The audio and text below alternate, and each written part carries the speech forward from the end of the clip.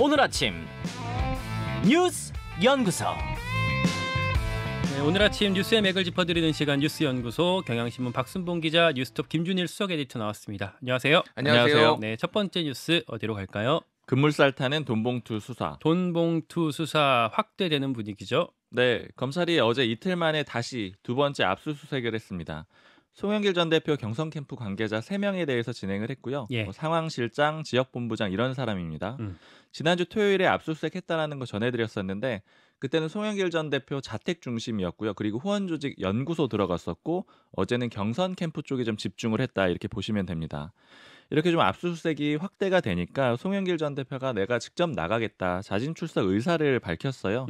변호인 통해서 오늘 오전 10시에 직접 나가겠다 이렇게 시점까지 못을 박았습니다. 근데 이게 검찰이 소환해서 나가는 게 아니라 내가 먼저 나가겠다라고 해서 이제 출두를 이제 공지를 한 거잖아요. 맞습니다. 직접 내가 나가가지고 이제 측근들 그만 괴롭혀라 이런 취지도 있는 거고 정치인들이 좀 책임지는 모습 보일 때 이런 행동들 과거에도 했었잖아요. 이제 그런 취지로 볼 수가 있습니다. 근데 검찰은 안 된다라는 입장이에요. 와도 조사 못 받는다라는 거고 사전 협의 없어서 안 되는 거고 특히 시점상 안 된다라는 건데 이제 압수수색한 지가 얼마 안 됐잖아요. 그러니까 예를 들어 압수수색물 같은 거 분석해야 되는데 그런 일정이 있기 때문에 어렵다라는 거예요. 그러니까 이게 검찰이 보통 이런 수사할 때 아래 단계에서부터 수사하면서 타고 점점점 윗선까지 올라가는 건데 아직 밑에 조사가 이루어지지 않은 상태에서 먼저 온다고 하니까 받아들일 수 없다라고 하고 있는 것 같아요. 맞아요. 네. 그리고 또 검찰 쪽에서 나오는 얘기는 사실은 이제 일반 국민들 같은 경우에는 부를 때까지 기다리는데 이제 정치인이라고 해서 뭐 원하는 시점에 조사받을 수가 있겠느냐 이제 이런 반박도 하고 있는 형평에 거고요. 맞지 않다. 네. 그리고 또 하나 봐야 되는 게 이정근 전 사무부총장 측에서 검찰이 녹취록을 유출했다 이런 주장을 하고 있습니다. 이게 일종의 스모킹 건이었잖아요. 이정근 녹취록으로 인해서 이번에 돈봉투 사건이 잘 알려지게 됐는데 이 검찰은 유출 안 했다라고 했고 또 이걸 주도적으로 보도했던 JTBC도 자신들은 검찰로부터 받지 않았다 이런 입장을 내놨는데 이정근 전 부총장 측에서 어제 기자회견 해가지고 검찰이 JTBC에 줬을 거다 이렇게 좀 주장을 하고 있습니다. 이게 누가 줬냐 이런 진실 공방이 당분간 계속될 것 같고요. 오늘 어쨌든 가장 이제 뉴스가 우리가 많이 될 것 같은 건 송영길 전 대표의 검찰 출석이겠죠. 예, 오늘 오전 10시에 이제 중앙지검으로 출석을 한다라는 겁니다. 그래서 이제 안 불렀는데 왜 가냐, 뭐 이제 이런 얘기들이 나오는 거죠. 그래서 크게 보면 세 가지 정도로 이제 이유를 봐야 될 것 같아요. 첫 번째는 본인이 파리에서 기자회견을 했을 때 근데 우리 캠프에서 일하는 일이고 내가 정치적 책임을 지겠다라고 얘기를 했잖아요. 그러니까 검찰 수사에 좀 더 적극적으로 임하는 모습, 그게 정치적으로 책임을 지는 모습을 좀 지지자들한테 보이겠다. 첫 번째.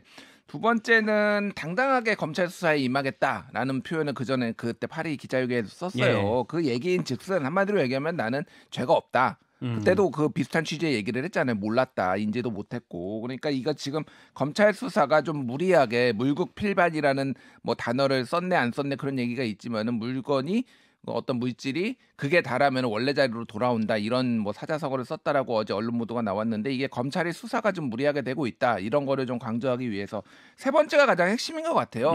구속영장 이제 청구됐을 때 그때 구속을 피하기 위한 전략 아니냐 뭐 이런 얘기들이 나와요. 그러니까 영장이 보통 도주 우려가 이제 영장 사유로 적힐 수가 있는데 그렇죠. 거기에 대한 회피를 먼저 한다는 거죠. 이게 사례가 있거든요. 안희정 전 이제 충남지사 같은 경우에 비서 성폭행 혐의를 받았을 때 2018년 3월에 나흘간 잠적하다가 검찰에 부르지 않았는데 스스로 나와서 조사를 받았거든요. 그 이후에 구속영장이 2번이 청구가 됐는데 다 기각이 됐습니다. 판사가 그렇게 판단을 한 거죠. 그러니까 이게 도주 우려가 없다라 나는 검찰 수사에 협조한다 이런 것들을 좀 보여주기 위해서 이런 액션을 좀 취하는 것 같고, 전체적으로 보면은 지금 어제 언론 보도 나온 거 보면은 그 이제 그 캠프와 관련된 사람들이 상당수가 이제 그 먹사연에서도 일을 했고 먹고 사는 문제 연구소. 예, 뭐 먹고 사는 문제 연구소, 그리고 그 회계 담당자 박모 씨가 그리고 파리에도 송영길 대표를 방문했는지는 모르겠으나 파리에도 이제 갔다라는 얘기들이 나오잖아요. 그러니까 예. 사전에 이제 입맞춤 뭐 입맞추기, 그러니까 이렇게 정황이 있는 거 아니냐 이런 식으로 언론 보도가 나왔고 송영길 대표 측에서는 이거는 4월 12일 첫 압수수색 전에 이뤄진 일이기 때문에 전혀 무관하고 왜 개인의 이런 출국이 이런 식으로 언론에 보도되는지 좀 검찰이 의심스럽다는 식으로 그러니까 얘기를 했습니다. 그 동아일보에서 그런 보도가 나왔을 때, 그러니까 박모 이제 씨가 프랑스 파리에 갔었다. 그리고 이게 송영길 전 대표와 말맞추기 정황이 있는 것 아니냐 그렇게 검찰이 보고 있다라고 동아일보 보도가 나온 뒤에 송영길 전 대표 측 선종문 변호사가 이제 언론에 공지를 했어요. 예. 이 파리에 갔던 건 이 박모 씨 혼자 간 게 아니고 여러 명이 그냥 이제 그 단체 일정으로 갔던 거고 검찰의 압수수색 전에 이뤄진 거기 때문에 이것과는 무관하다라는 취지로 반박을 한 상황 꼭 짚어주신 거죠. 예, 그리고 이제 캠프에 뭐 TV조선이나 이런 데서 몇 군데 나오고 있는데 캠프에서 그러니까 이번에 돈봉투 사건과 연루된 걸로 의심되는 뭐 이정근 사무부총장이나 강내구 전 감사 뭐 등등등이 이 먹고 사는 문제 연구소에서 주요한 활동을 하고 발언도 하고 했다라는 기록들이 이제 속속 나오고 있어서 두 캠프와 이 연구소 간의 이제 관계 이런 것들이 좀 주목을 받고 있는 상황입니다. 예, 알겠습니다. 이 이슈 우리 오늘 2부에 그 돌쇠 토론이 준비되어 있고요. 그리고 1부에 민주당 지도부인 송갑석 최고위원 인터뷰 또 준비되어 있습니다. 그때 계속해서 들어보도록 하고요. 우린 두 번째로 넘어갈게요. 국민의힘 윤리위 징계 절차 개시. 국민의힘 윤리위 김재원 최고위원, 태영호 최고위원에 대한 징계 절차가 어제 개시된 거죠. 맞습니다. 김기현 대표 체제에서 국민의힘 윤리위가 첫 회의를 했고요. 예. 바로 두 사람에 대해서 징계 개시를 의결을 했습니다. 그리고 어제는 김재현 최고위원이 복귀한 날이기도 하거든요. 그 발언 논란 때문에 김기현 대표가 자숙해달라 이렇게 요청을 했고 한 달 정도 나오지 않았다가 어제 최고위원회의에 나왔어요. 나와서 바로 모두 발언해서 죄송하고 송구스럽다 이렇게 사과를 했고요. 끝나고 나서 기자들이 혹시 자진 사퇴할 의향이 있느냐 이렇게 물어봤는데 아직 생각 안 해봤다. 그러니까 그런 의사가 없는 걸로 지금 해석이 됩니다.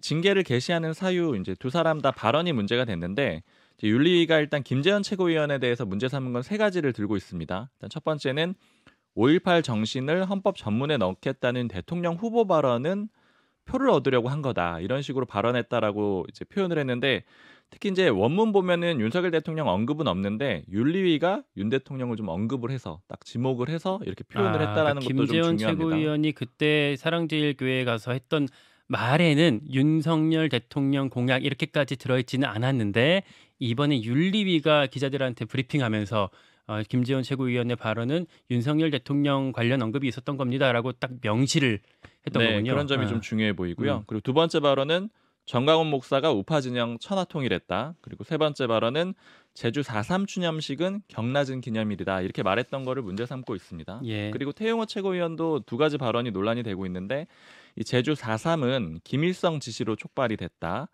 그리고 민주당은 JMS에 뭐 이렇게 비유한 그런 글이 있었죠. 좀 거친 표현이 있었는데 그것도 좀 논란이 되고 있고 그다음에 김구 선생 발언은 일단은 징계 사유에 넣지는 않았어요. 그런데 향후에 논의를 해보겠다라는 게 윤리위의 입장입니다.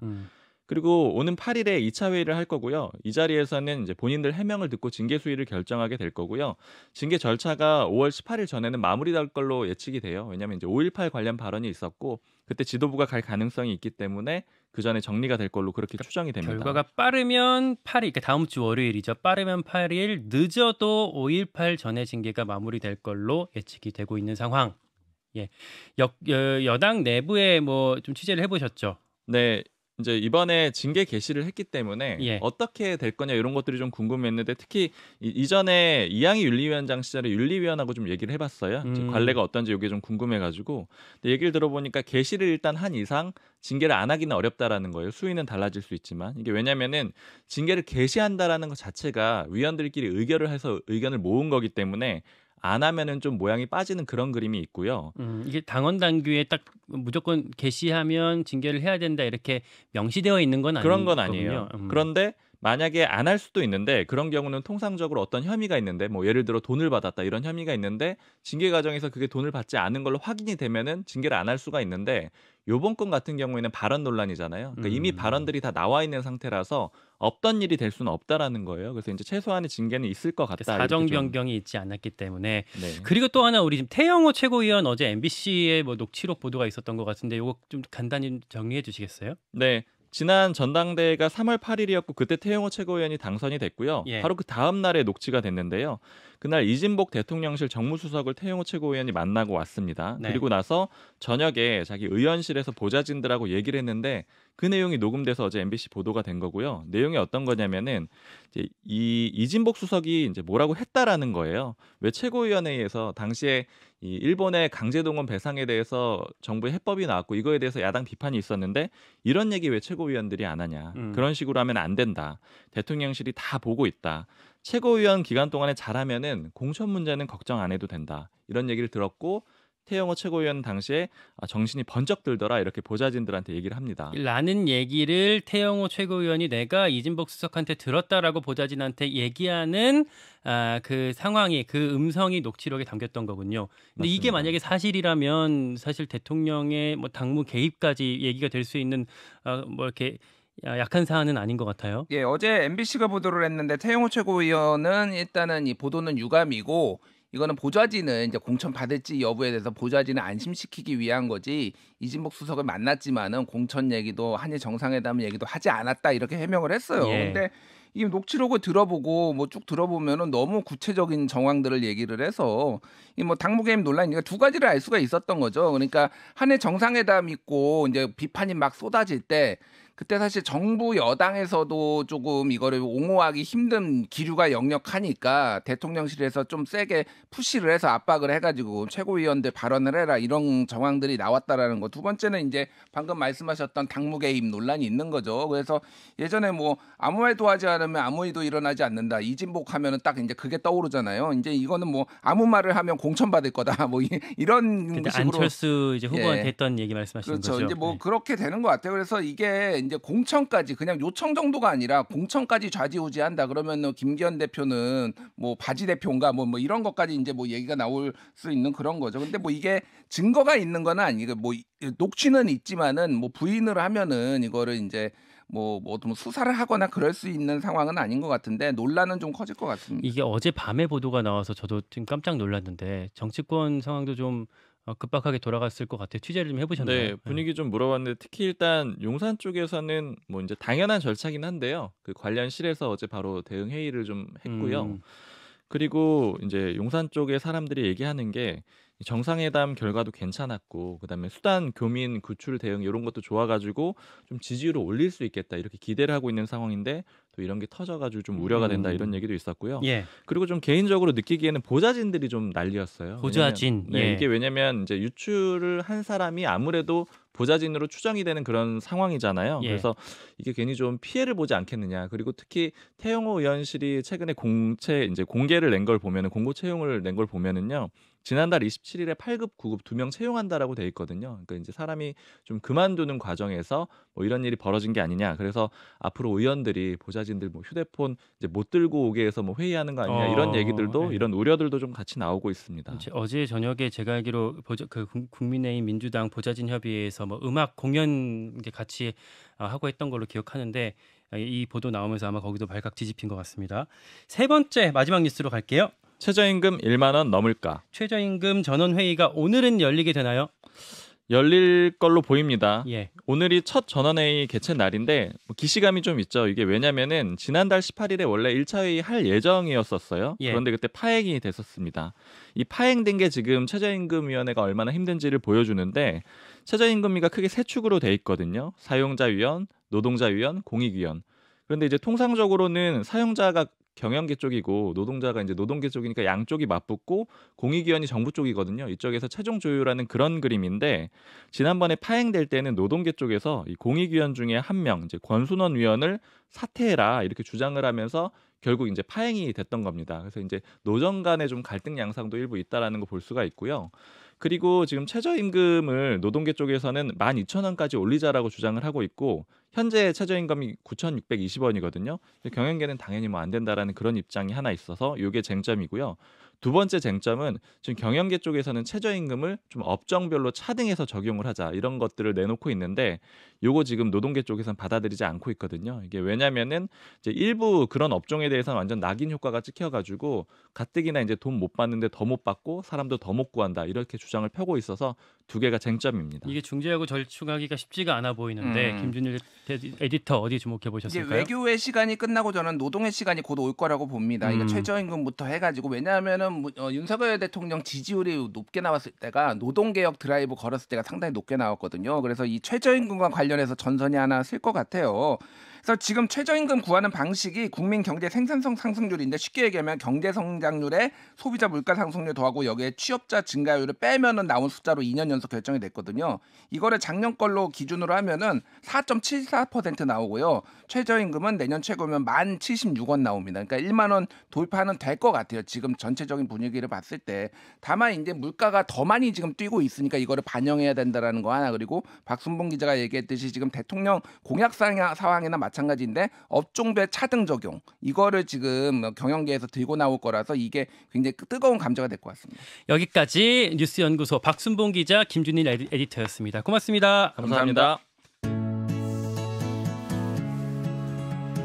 김현정의 뉴스쇼는 시청자 여러분의 참여를 기다립니다. 구독과 좋아요, 댓글 잊지 않으셨죠? 알림 설정을 해두시면 평일 아침 7시 20분 실시간 라이브도 참여하실 수 있습니다.